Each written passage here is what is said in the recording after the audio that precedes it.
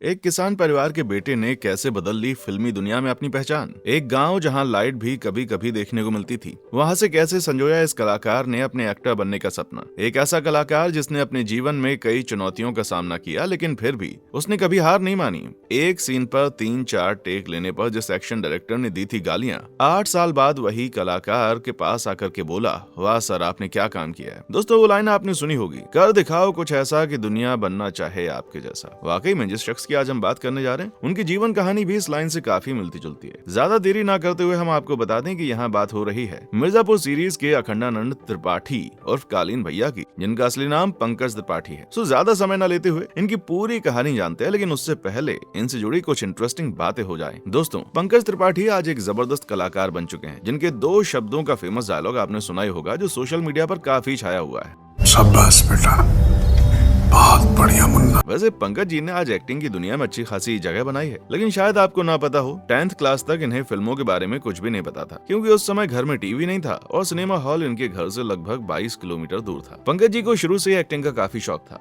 यहाँ तक कि बताया जाता है कि ये बचपन में गाँव में होने वाले छठ महोत्सव के कार्यक्रम में एक लड़की का रोल प्ले करते थे। पंकज जी को भले ही शौक एक्टर बनने का था, लेकिन इनके फादर चाहते थे कि ये एक डॉक्टर बने। हालांकि डॉक्टरी में इनका बिल्कुल इंटरेस्ट नहीं था, लेकिन फादर के कहने पर इन्होंने डॉक्टरी के लिए पढ़ाई की और एग्जाम भी दिए, लेकिन वो एग्जाम्स क्लियर नहीं हो पाए। इन सब के बाद पंकज जी काफी परेशान हुए, जिसके बाद उन्होंने होटल मैनेजमेंट करने का सोचा और कोर्स करने के बाद लगभग 2 साल तक पटना के मौर्य होटल में शेफ का काम किया। लेकिन दोस्तों, कहते हैं ना, जो दिल में होता है उसे छोड़कर मन नहीं लगता। ऐसा ही कुछ हुआ इनके साथ भी, क्योंकि इनकी पहली मोहब्बत तो एक्टिंग थी। दोस्तों, आपने गैंग्स ऑफ वासेपुर देखी होगी, है ना, जिसमें हमारे पंकज साहब ने सुल्तान का किरदार निभाया। वाकई में कमाल था। लेकिन ये भी सच है कि यहाँ तक पहुँचने से पहले इन्होंने काफी परेशानियां झेली, जिन्हें झेलना शायद हर किसी के लिए आसान नहीं होता। बता दें, एक समय इनके जीवन में ऐसा आया जब ये काफी फ्रस्ट्रेटेड हो गए। असल में उस समय ये गांव से आए थे और उन्हें एक्शन सीन के बारे में कुछ नहीं मालूम था। उस समय शूट के दौरान 3-4 टेक होने के बाद वहां मौजूद एक्शन डायरेक्टर ने अपने असिस्टेंट को गाली देते हुए कहा, किसको पकड़ कर लाए हो। उस समय पंकज जी का मूड काफी खराब हो गया। तब एक सीनियर एक्टर ने पूछा, क्या हुआ। तब पंकज जी ने बताया कि इसने मुझे गाली दी, मैं इसका सर फोड़कर गाँव चला जाऊंगा, नहीं करनी मुझे एक्टिंग।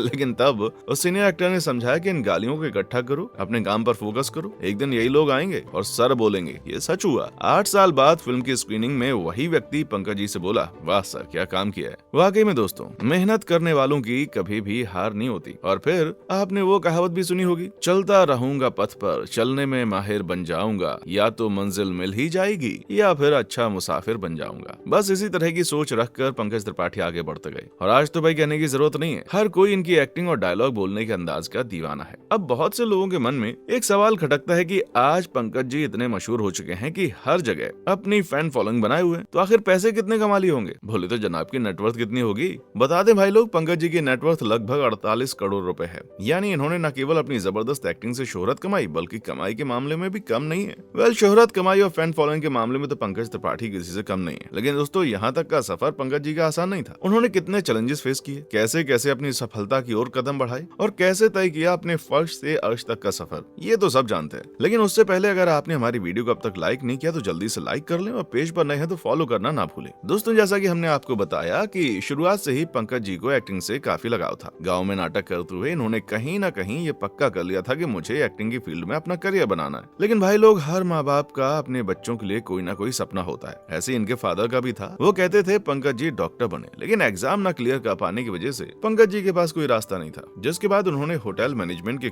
करीब 2 सालों तक पटना के होटल में काम किया। यही वो जगह है जहाँ वो थिएटर करते थे, लेकिन यहाँ उन्हें वो सुकून नहीं मिल पा रहा था जिसकी उनको तलाश थी। खैर, इस दौरान पंकज जी ने जूते बेचने तक का काम किया। हर हालात में उन्होंने अपने सपनों को नहीं दबाया। अब यहाँ उन्होंने अपने अधूरे सपने को पूरा करने के बारे में सोचा, लेकिन वो जानते थे कि यहाँ रहते हुए ना तो वो एक्टिंग की दुनिया में कुछ कर पाएंगे और ना ही खुद एक अच्छा एक्टर बन पाएंगे। साथ ही वो ये भी जानते थे कि एक्टिंग में नाम बनाना आसान काम नहीं है। लेकिन दोस्तों, कहते हैं ना, कुछ कर पाने का जुनून अगर मन में हो तो व्यक्ति कुछ भी हासिल कर सकता है। पर क्या था, यही हौसला और जुनून लेकर वो दिल्ली की तरफ बढ़े और वहाँ जाकर नेशनल स्कूल ऑफ ड्रामा में एडमिशन ले लिया, जिससे कि वो एक्टिंग के ABCD जान सके। साल 2004 तक NSD से पढ़ाई करके उन्होंने आगे बढ़ने का फैसला किया, जिसके बाद वो सीधे सपनों के शहर मुंबई नगरी की ओर चल दिए, जहां जाने के बाद इनका असली संघर्ष शुरू हुआ। लेकिन पंकज जी ने ठान लिया था, यार कुछ तो करना है। जिसके बाद उन्होंने कड़ी मेहनत की, अलग अलग स्टूडियो में काम की तलाश में हाथ पैर मारे, पर कुछ हाथ नहीं लगा। लगातार कड़ी मेहनत करने के बाद उन्हें छोटे पर्दे पर काम मिला। इसे अपने करियर की पहली सीढ़ी मानते हुए पंकज जी आगे बढ़े और उन्होंने कई तरह के टीवी एड्स और सीरियल्स में काम किया, जैसे कि बाहुबली, गोलाल और सरोजनी जैसे धारावाहिकों में काम किया।